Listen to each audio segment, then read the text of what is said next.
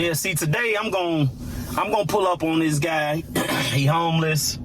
I'm gonna get his story. We're gonna get his story. We're gonna check him out, because, you know, people like to interview rich people to see how they got here. You know, I like to see how everybody got to where they at. I like to hear stories, you know. So we're gonna pull up on this guy, and he gonna give me a story, how he became homeless. You know, he gonna give me a story. So let's check this out, y'all. Let's get to it, y'all, man. Let's see where he at. Let's see where he at. You know, we out here in Atlanta, Georgia. Let's see where he at. Let's see what's up.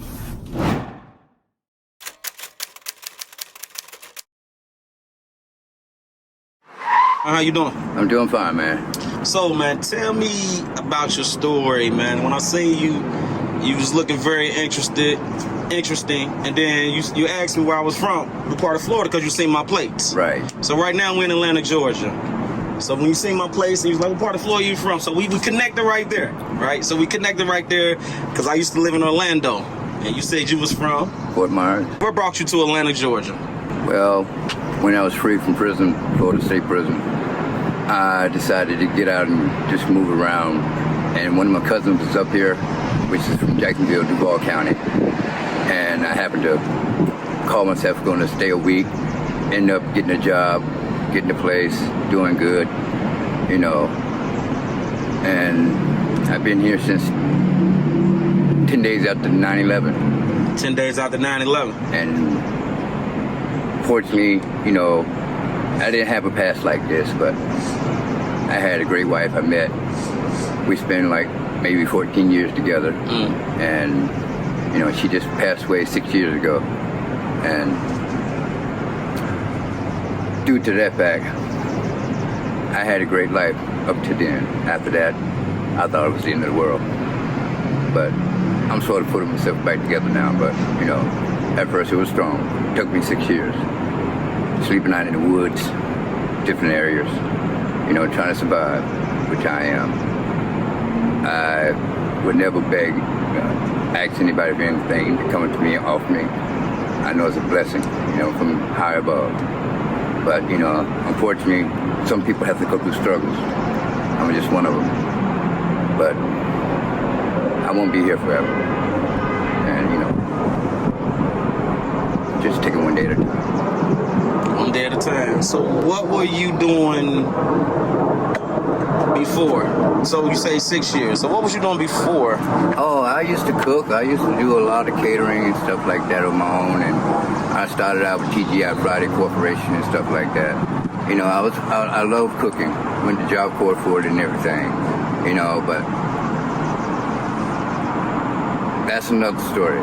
But the thing about it, after I lost my wife and my mom, I really had no urge or no inspiration to, you know, to bounce back. But I came a long way. I really did. And I struggled and I am still struggling.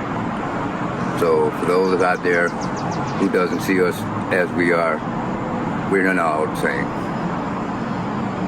Please, help us. So how did you grow up? Did you grow up with a two? And was your father in the house? Did you grow up in a two-parent household? My father wasn't in the house. My mom had different fathers of the kids that we had, but we all called each other sisters and brothers because we came from one womb. And it was hard for her because, you know, she was a woman struggling from home. As a matter of fact, the reason why I came back to grounds of Georgia because she's a native of Georgia. She was born here, but she was born in southern Georgia, like Broxton, next to Douglas. I just decided I want to plant myself here and stay here forever. So did you know your father? I actually, biologically, honestly, no. Okay. You got any kids? Yes, I got 2 boys and 3 girls. Okay. Are you still in contact with any of your family members? None of them. None of them? None of them. When was the last time you was in contact? 2005. 2005. They were still babies. So if you had a chance to do everything over, how would you do it? First of all, I'll go about being a good father, better father, trying to be there for my kids. At this stage, I can't do anything. I can't even plan a trip. But if I was in other situations, yes, I've been in their life as much as I can to get them to understand that we're all family, regardless if you don't know each other or not. We're all family. So let's all be together.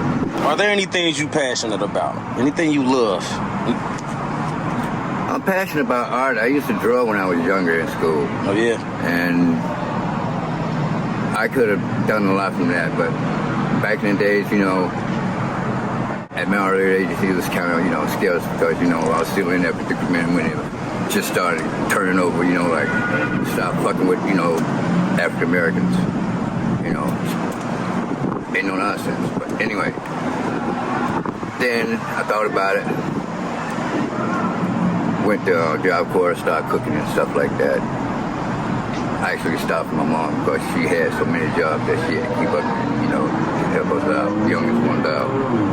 And we're not able to wait for her dinner, so we had to learn to cook on our own at an early age. So that's where I really get it from. But I had passion for food and stuff like that, and I still do. And so often, if I can, I help, you know, this lady who comes by the post office most of the time. They have a catering business. They have events that I go out with them and everything. Help them serve food and stuff like that, you know. I get enjoyment like that. So you got some skills? Oh, yeah. Yeah, you got skills. You can cook. It's definitely a survival skill. Artsy, you can draw and stuff like that. Yeah, so you got skills,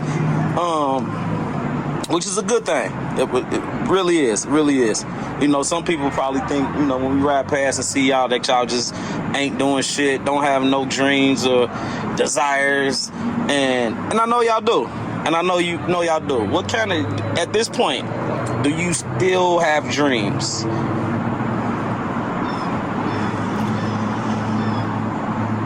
No. Dream or fable to me, I like to put it to reality. I like that. I wake up every morning and whatever I have back there to eat, I mix it together, make me a meal out of it. I just, instinct, just, you know, an idea for something. And I keep putting it together every in my mind, but I never write it down. But when I get to that point, when I ever get some pen and paper, decent place to write, they come all back. That's good. That's good. Because I keep memories. So what keeps you going every day? What keeps you from not giving up? The kids. There you go. Those are the only thing that keep me going, bro. Even though I haven't seen them over in 20-some years, I know they're out there somewhere. It keeps me going knowing that they're still alive. You know. They in Georgia or they in Florida? What would you think? What would you think they at? North Carolina, Okay. Florida, and Minnesota. Okay. They around. They're around. At this point, when are you at your happiest? What makes you happy? Waking up every morning with a smile on my face. Seeing everybody else that's, you know, going about their daily duties.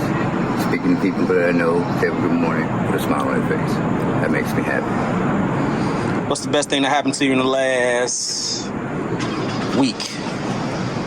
Well, working with the post office on the weekend, doing lawn service.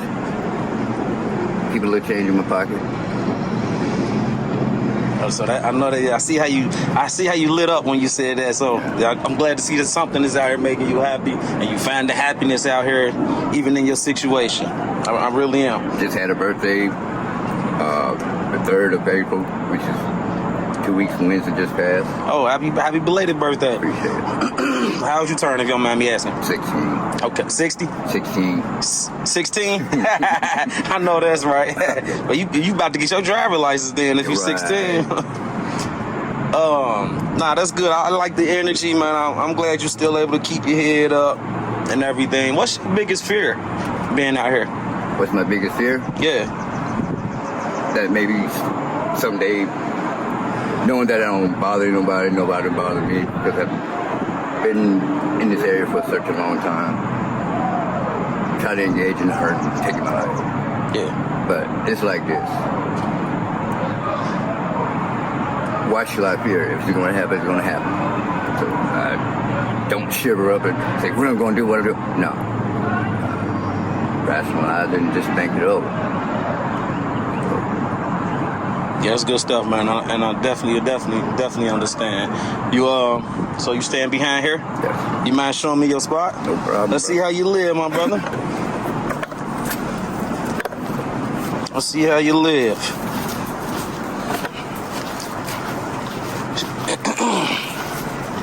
Said you ain't ate nothing today?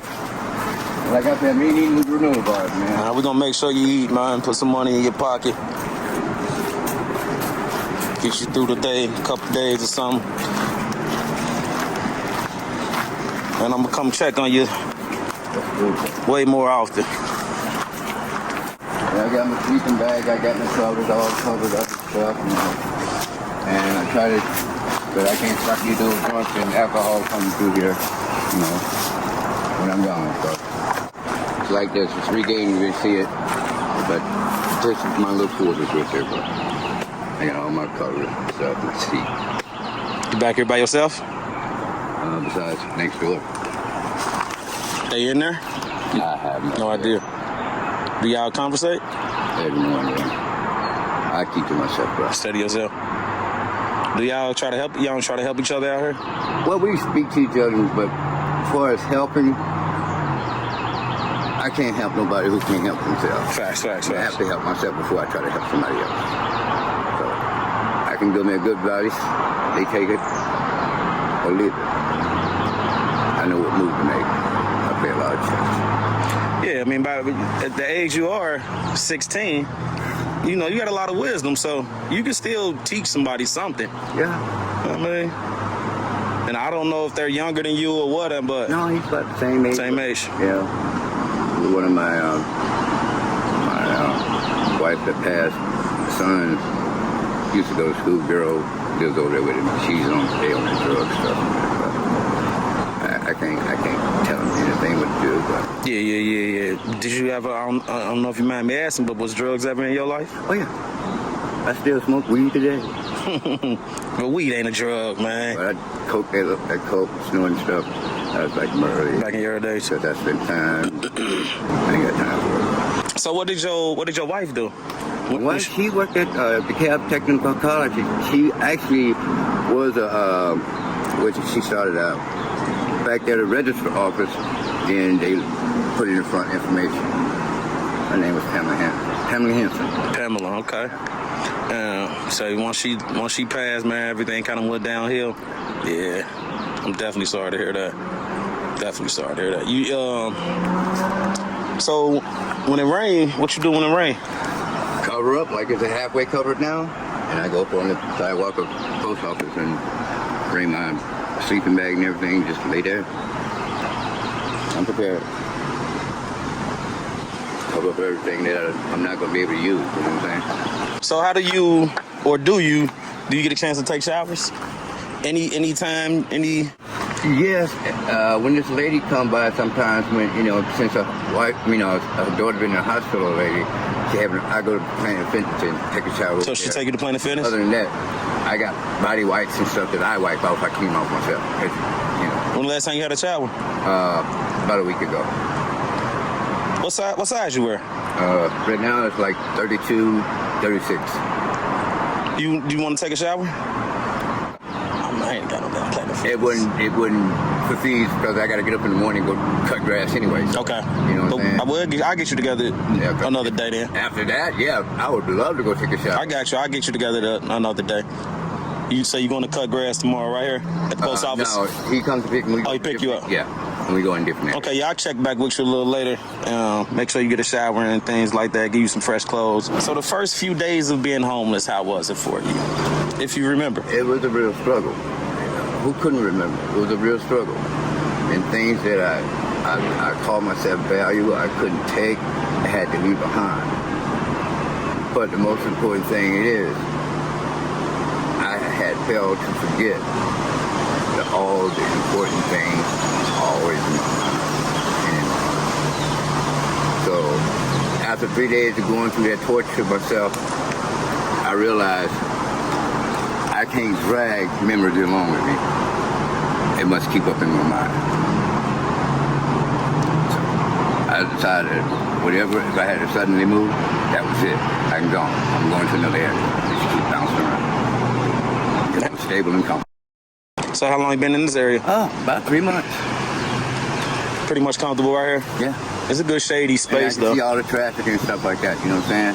And, you know, if anything, even when the business lights go out, I have shadows of street lights and parking lot lights. How do you think people who are not homeless look at you? Well, honestly, my opinion, it's only to me. Whether they look at you as a disappointment or someone who is needing help in finding their right track to life, or is someone just, you know, willing to come help you regardless, who are you? We see that you need help. You're one of us. We're going to pull you from this ground. We're going to help you out. Whoa. So what's the hardest thing about being homeless? Besides stating the obvious. The moment the things that you, necessity that you need and you don't have, and you need, you know, financially to get it, you know, sometimes you'll go paint a whole house about $40 to $80, which it costs well over that, but it's the point. If you want to survive and eat, and you don't depend on nobody but yourself, you do that.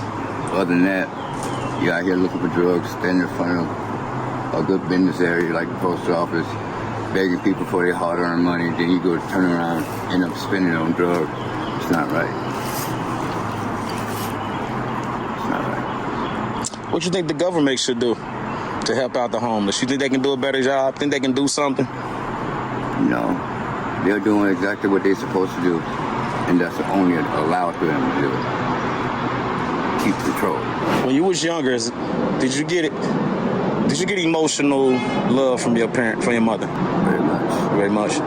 I'm not gonna say so much as for my father, because I really rarely, even biologically, honestly, don't know which one was truly my father. But my mom, always there for me. Even when I went to prison, came back home, and ready to start over again. What you go to prison for? They say I stole a truck, but it was in mixed with dealing with drugs and stuff at that time. So I was terrified of it. What was you charged with? Grand Theft Auto. Okay. How long did you do? I did only like maybe 10 years. 2 years. He said only like 10 years. What, in Florida? Fort Myers, huh? Land on Reception Center. Oh man, I know. I know what that is. I know what that is. Do you have any questions for me that I didn't ask you? What made you want to come back and decide to take this interview? I seen something in you. There's a lot more in me. Yeah. I just got to get to the point. I have to do it for myself. There you go. You know, I can't rely on anybody. That's the way we live. Well, that's the way I live. As a homeless person.